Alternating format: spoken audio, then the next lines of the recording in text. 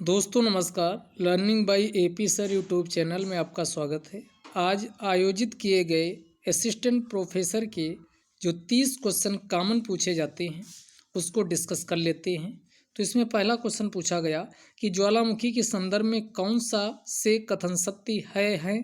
ज्वालामुखी की विस्तृत श्रृंखला वायुमंडलीय कार्बन डाइऑक्साइड के उत्सर्जन एवं हटाने की भूवैज्ञानिक समय में जिम्मेदार माना गया। सही है। यह प्रक्रिया पृथ्वी की सतह का तापमान स्थिर करती है। तो यहाँ पर दोनों स्टेटमेंट सही हो जाएगा, इसका आंसर सही हो जाएगा। दूसरा क्वेश्चन है गंगा एक्शन प्लान किस वर्ष प्रारंभ किया गया था। तो ये 27 दिसंबर 1986 को प्रारंभ किया गया था। तो इसका आंसर क्या हो जाएगा, बी। ये पीसेस में पिछले प्रीवियस ईयर में पूछा जा चुका क्वेश्चन है।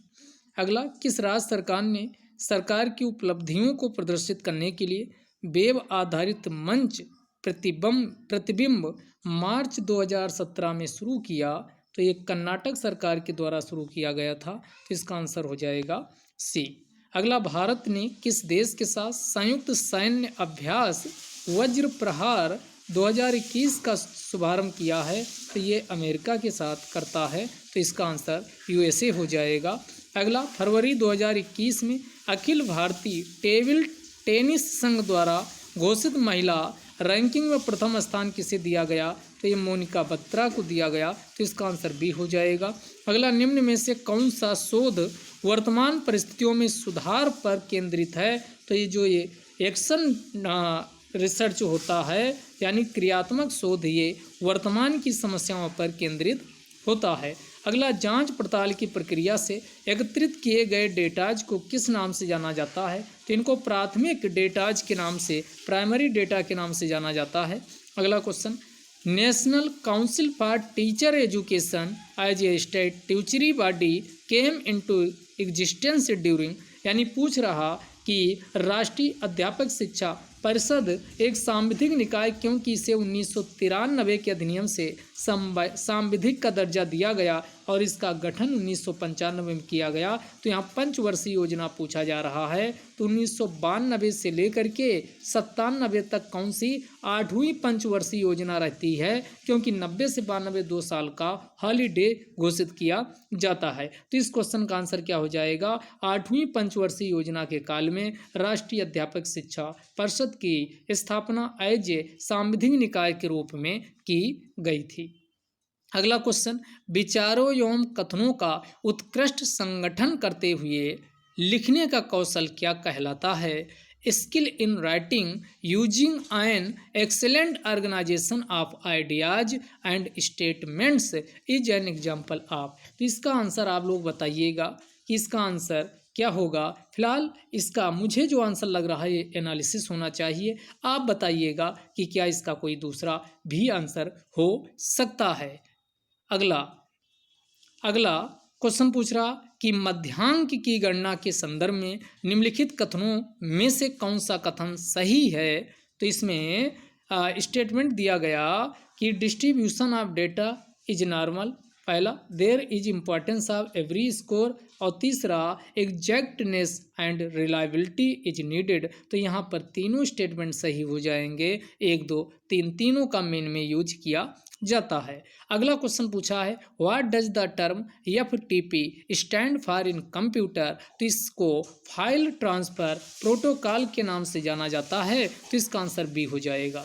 अगला, in the context of internet the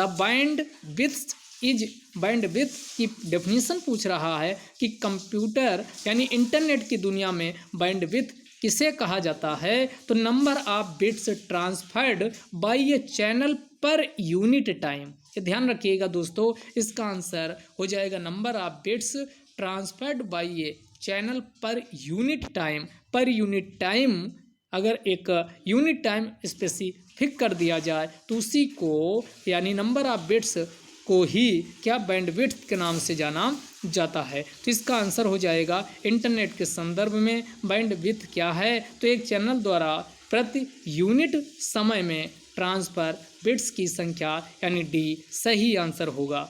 निम्नलिखित में से कौन सा इलेक्ट्रॉनिक उपकरण में सोशल साइट नहीं है, तो ये बिल्कुल नॉर्मल क्वेश्चन है। फेसबुक सोशल साइट है, ट्विटर भी है, इंस्टाग्राम भी है, याहू एक प्रकार का सर्च इंजन है, तो इसका आंसर क्या हो जाएगा? 13 का सी हो जाएगा।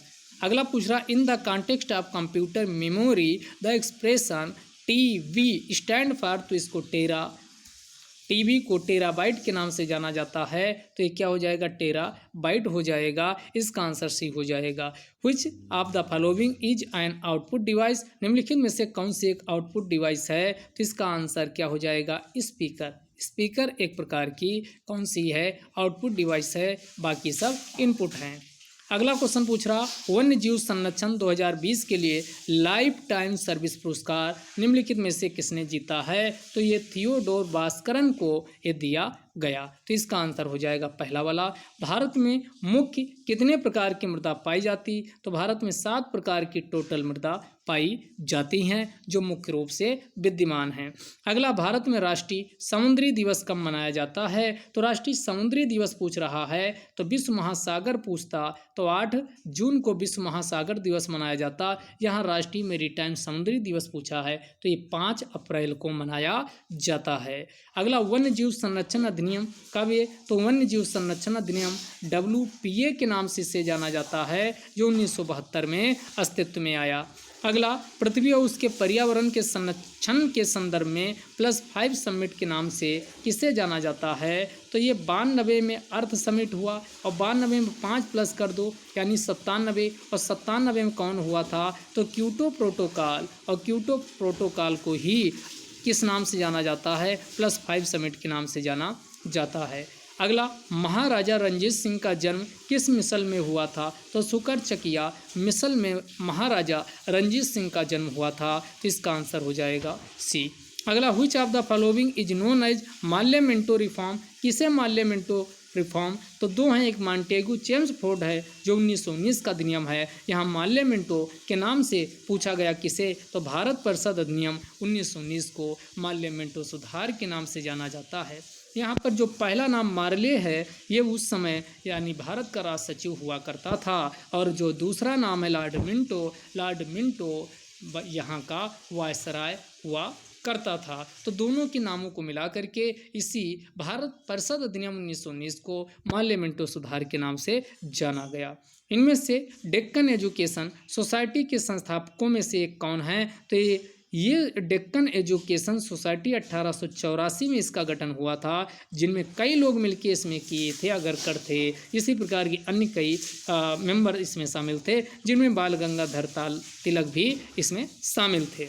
अगला, द इंडियन स्ट्रगल नामक पुस्तक के लेखक कौन है? तो ये सुभाष चंद्र बोस के द्वारा ये पुस्तक लिखी गई है। अगला, निम्नलिखित भारतीय जनजातियों का पश्चिम से पूर्व सही क्रम कौन सा है? तो गारो, खासी, जयंतिया, ये तीनों आप देखोगे मेघालय में गारो, खासी, जयंतिया, फिर नागालैंड में नागा, तो इसका आंसर सी हो जाएगा। अगला, निम्न में से कौन सा सही सुमेलित नहीं है? डंपा जो अभ्यारण्य है मिजोरम में पाया जाता, बिल्कुल सही है। वाल्मीकि रिजर्व बिहार में पाया जाता। रोहला राष्ट्रीय उद्यान हिमाचल प्रदेश में पाया जाता। तो अन्य एग्जाम के लिए नाम आप याद कर लीजिए रोहला। जबकि गांधी सागर अभ्यारण्य राजस्थान में नहीं है, ये कहाँ पाया जाता है? ये मध्य प्रदेश में, तो ये वाला गलत हो जाएगा, इसका आंसर होगा डी। अगला, कोई विधेयक धन विधेयक है या नहीं, ये तय कौन करता है? इसको विनिश्चित करने की पावर किसके पास है? तो ये है लोकसभा अध्यक्ष के पास, तो इसका आंसर हो जाएगा यानी ए वाला। अगला, भारत के संविधान बनाने के लिए सन 1922 में लोगों द्वारा स्वतंत्र रूप से चुने गए प्रतिनिधि निकाय की मांग किसने की थी? तो 2 व्यक्ति थे जो मांग करने के पक्षधर थे, एक थे चित्तरंजन दास और दूसरे व्यक्ति थे इनके साथ मोतीलाल नेहरू। इन दोनों लोगों को आपने देखा होगा कि इनके द्वारा 1923 में एक पार्टी भी बनाई जाती है जिसका नाम होता इंडिपेंडेंट पार्टी, स्वराज पार्टी का गठन भी किया जाता है। तो यहाँ पर आंसर हो जाएगा मोतीलाल नेहरू। अगला, निम्नलिखित में से कौन सही सुमेलित नहीं? नागरिकता का उल्लेख संविधान के भाग 2 में है, बिल्कुल बात सही है। मूल अधिकार भाग 3 में है। मौलिक कर्तव्य 42वें संविधान संशोधन से शामिल किए गए आर्टिकल 51A में इनका उल्लेख किया गया है। अगर यहाँ पर संविधान का भाग की बात किया जाए तो भाग 4 भाग 4A में इसका उल्लेख है। यहाँ पर आपका 6A दिया, ये गलत है, तो यही इसका सही आंसर हो जाएगा। अगला, भारत कब अंतर्राष्ट्रीय मुद्रा कोष, जिसे IMF के नाम से जाना जाता, IMF और दूसरा कौन है, वर्ल्ड बैंक, इनको क्या कहा जाता है, इनको ब्रिटेन वुड्स संगठन के नाम से भी जाना जाता है, या ब्रिटेन वुड्स समझौते के अंतर्गत अस्तित्व में आए थे द्वितीय विश्व युद्ध के बाद, और शुरुआत से ही भारत इसका मेंबर बन गया था। तो इसका मेंबर भारत 1945 में ही इसका मेंबर बन गया था। तो इसका आंसर 23 का क्या हो जाएगा, यानी 23 का ए। 23 का आंसर, भारत कब अंतर्राष्ट्रीय मुद्रा कोष का सदस्य बना, तो इसका आंसर हो जाएगा 23 का ए, 1945 में। अब बात आती है कि वर्तमान में इसमें कितने मेंबर हैं, तो 189 इसमें टोटल मेंबर हैं। सबसे लास्ट में इसमें जो मेंबर शामिल हुआ वो कौन सा देश है, अंडोरा इसका मेंबर है। तो अन्य इन्फॉर्मेशन ये आपको अन्य एग्जाम के लिए जो इम्पोर्टेंट हैं वो भी पता होनी चाहिए। तो ये 30 क्वेश्चन का डिस्कशन रहा। जैसे जैसे पेपर होते जाएंगे आपको GS का डिस्कशन कराया जाएगा। जय हिंद, जय भारत।